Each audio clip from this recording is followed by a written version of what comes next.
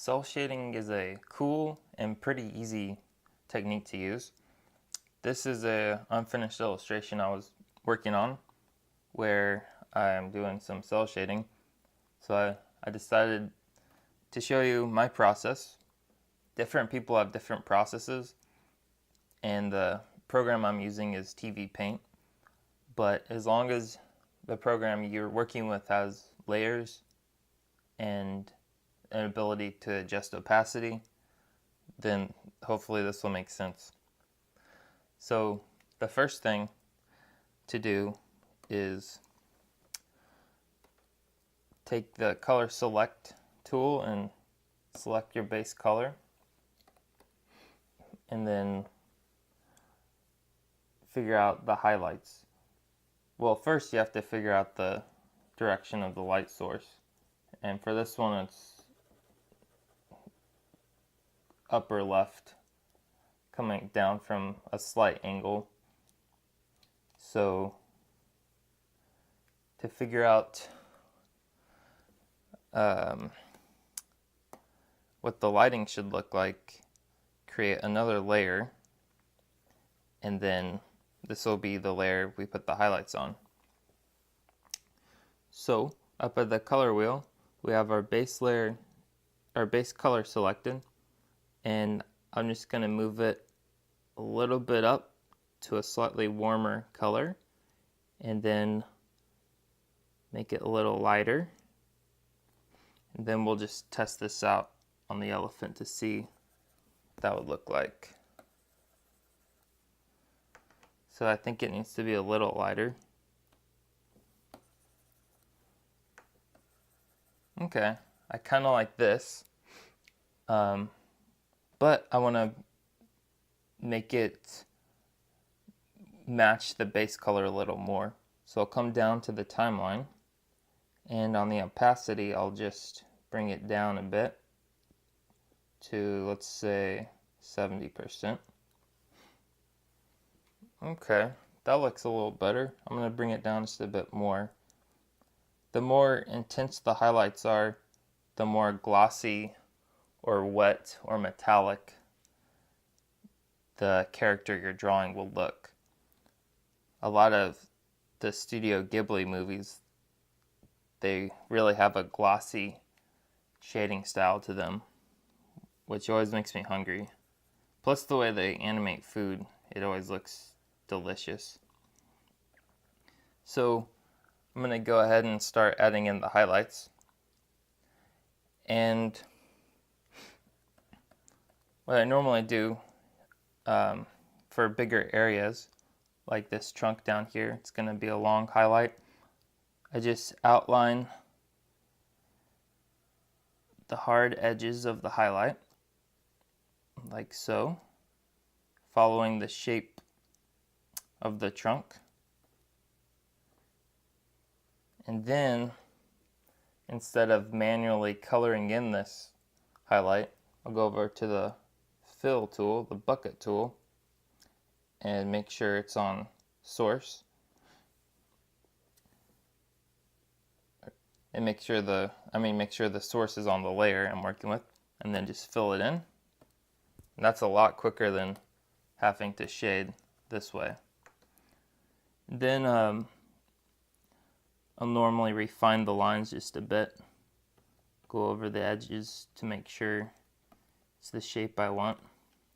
Sometimes I'll erase a bit to give it, to make the shape fit the trunk a little better. So just go in and add some more highlights.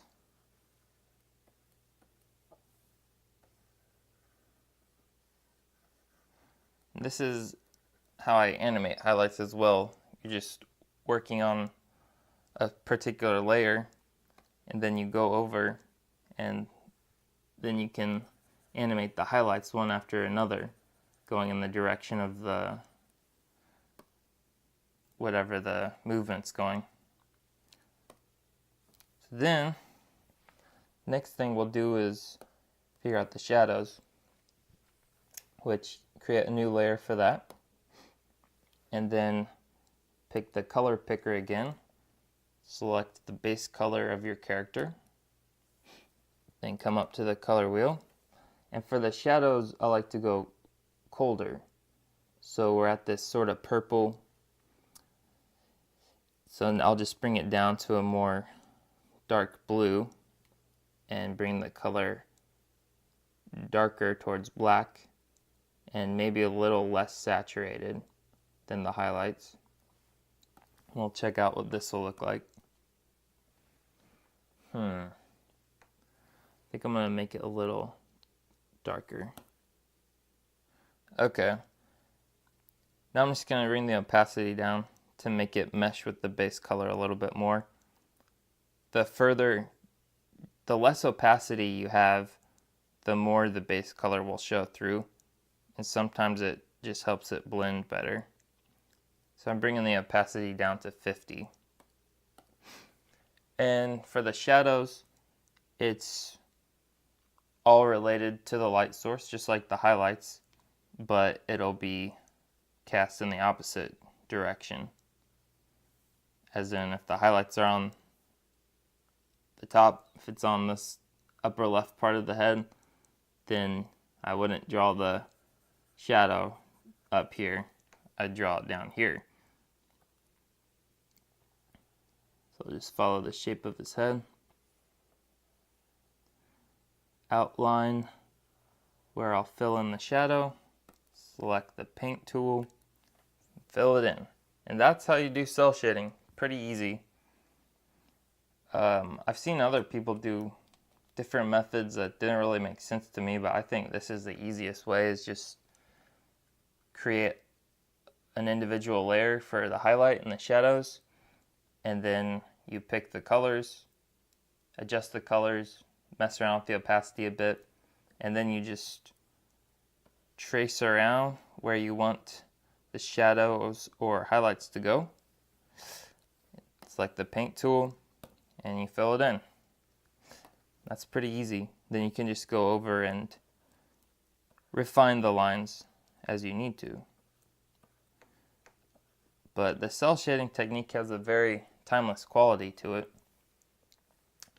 It'll never look dated, in my opinion, because it does, well, it replicates traditional cell animation, and hand-drawn animation doesn't age the same way that CGI does.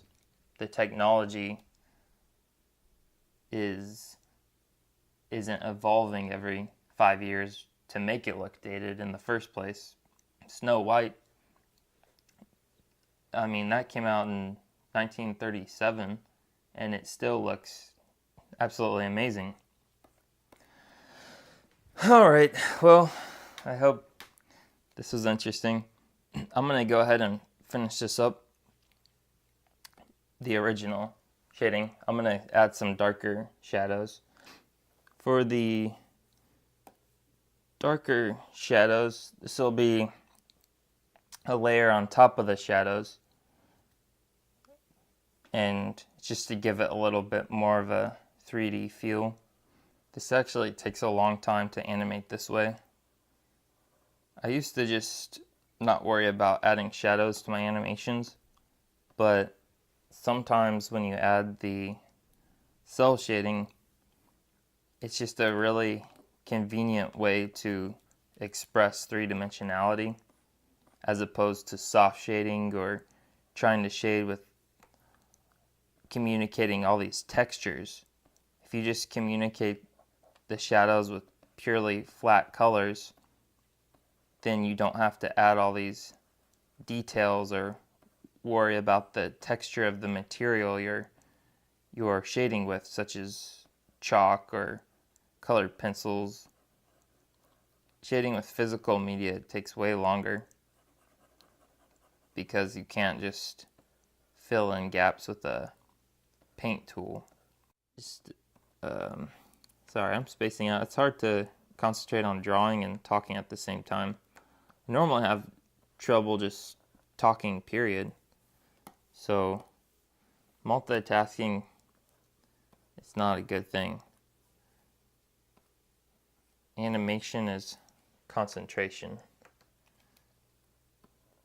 in the words of someone smart. Normally for cell shading, you really only need 3 main colors: the base color, the highlights, and the shadows. I hope you found this tutorial helpful. Subscribe to my channel for more music videos and animation tutorials.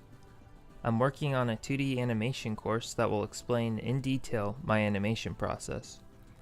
You can sign up to my email list at mikeabuzan.com for free bonus material.